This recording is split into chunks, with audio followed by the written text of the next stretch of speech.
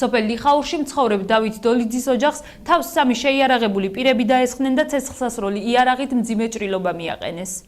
შემთხვევა წუხალ გვიან ღამით 11 საათზე მოხდა.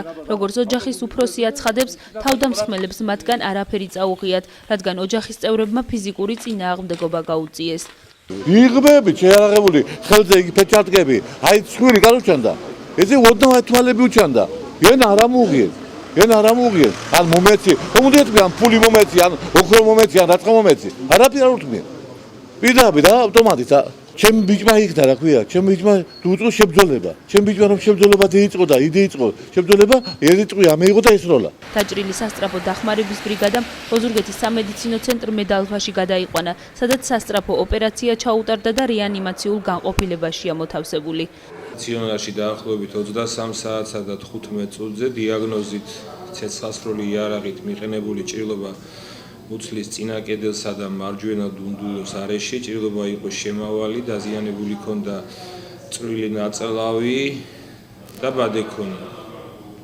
გაუკეთდა ოპერაცია. ამჟამად იმყოფება რეანიმაციის განყოფილებაში. მისი ზოგადი მდგომარეობა შეესაბამება გადატანილი ოპერაციის სიმძიმეს. კონტაქტურია, კითხვებზე პასუხობს ადეკვატურად. მომხდართან დაკავშირებით აღძრულია სისხლის სამართლის საქმე, გამოძიებას შინაგან საქმეთა სამინისტროს გურიის მთავარი სამმართველო აწარმოებს.